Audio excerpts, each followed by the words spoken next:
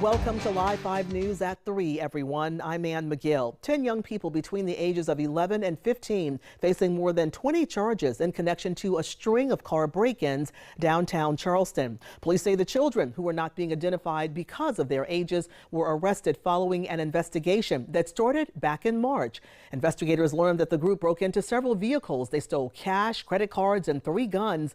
Police say most of the cars they broke into had been left unlocked, and police are still working to find those stolen guns. And they want to remind community members, keep your doors locked and do not leave guns or valuables inside. Officers thanked neighbors who used their security camera video of the break-ins and reminded everyone to continue to report any suspicious activity.